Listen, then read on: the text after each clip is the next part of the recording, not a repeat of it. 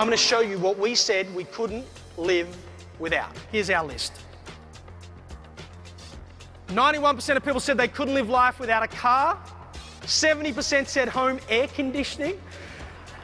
49% said cell phone. I thought that would actually be higher, by the way.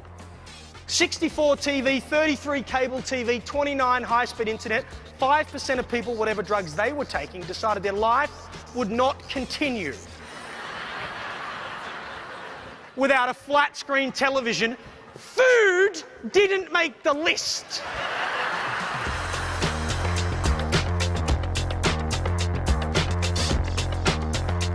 No one will know the difference between a real Gucci bag and a fake Gucci bag. And she said, yes, they can. And I said, how? She said, stitching.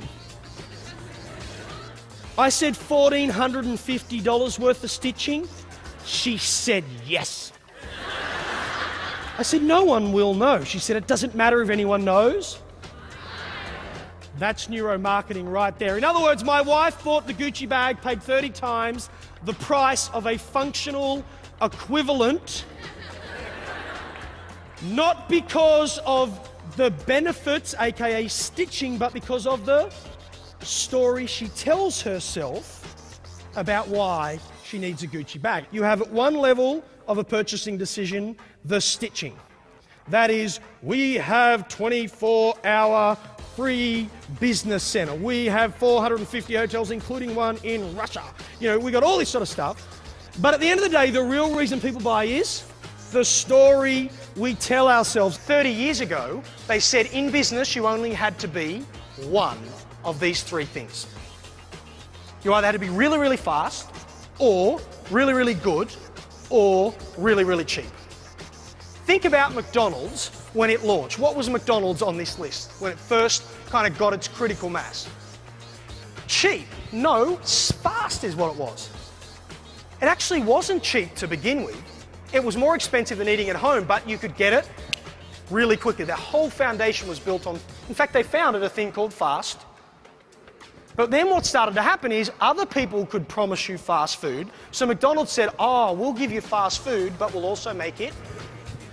The belief of the entrepreneurs that were sitting behind that franchise was, if we give you well-priced food that's fast, we don't actually have to make it very, at least not healthy anyway. Does that make sense? In other words, they were prepared as entrepreneurs to trade off between these three things. In other words, we are locked in this belief system that says we trade off between these three things. And I want to put you that the market has changed forever. McDonald's globally, for the first time in history, started to lose money. Not their real estate business, their operations, the food ops part of the business. So they responded with a variety-based menu, kind of more of the same stuff. Didn't go so well. So then they launched a salad menu, which in Canada started in the east and has slowly kind of moved its way west. Phenomenal success all over the planet. Millions and millions of customers within the first month of the launch of a salad option on the menu flocked back to McDonald's.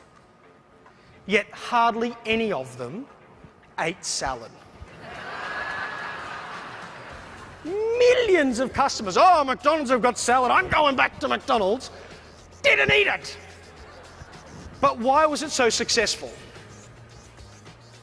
Because now they could say they ate salad. Now think about that. If you got caught leaving McDonald's, you could, no. I ate the salad. It's kind of like those people that carry their yoga mats with them, and you know they haven't done yoga in about 7 years, right?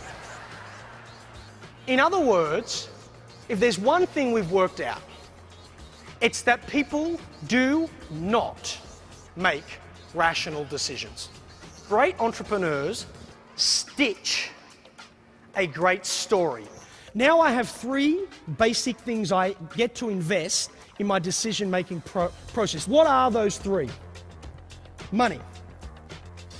What else? Time. What's the third one? I'm going to call it energy. Providing the price is fair. It doesn't have to be the cheapest. I will not lower prices. I mean, I'm just totally right. You get the story right, you don't have to lower prices. Don't do that. You're going broke if you do that, right? You know, as long as you're fast, you've probably been told that at 4 million conferences. I think the real learning here is, how much energy do you require your customer to invest in the process? How easy do you make it for them to make a decision? So that's positive energy. That's negative energy. The business traveler, when deciding where to stay, is already pretty grumpy. Would that be a fair statement? They're not going for anything fun. So where do they start? Where does their experience start on the energy scale? Negative, right? So they're down there all depressed about, oh, I want to go home, and oh, what am I staying, you know? So they're down here, right?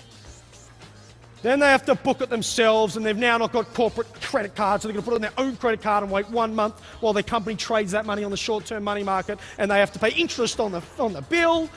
Whinge. And then they finally meet the staff at the front, and all of a sudden it's now a positive energy experience. Now, if it's a negative one, they're never coming back, so let's assume that doesn't happen. A leisure traveler is a whole different process, right? A leisure traveler, in fact, is more excited about what it's going to be like until they have to start booking it. And there's 4 million reviews, and oh, your $2 different to the one down the road. Oh, I wonder whether $2 really means anything. And so they get depressed after they decide to make the travel. And then they have the big day and they're rocking, right? Here is your job. Sharp is in the mind. Easy is in the effort, which you could also say is in, let's say, the body. And this is like the heart.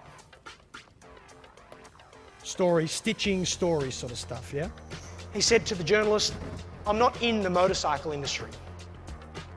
The guy said, dude, you're Harley Davidson. You started the motorcycle. He didn't actually call him dude. He called him Mr. Tilling. You're not in the... You started the motorcycle industry. He said, yeah, we sell motorcycles. He said, but what we really sell is the ability for a 43-year-old accountant to dress in black leather, drive through a small country town, and have people be afraid of him. You have equally as powerful a story. Adopt the stitching that helps you tell that story.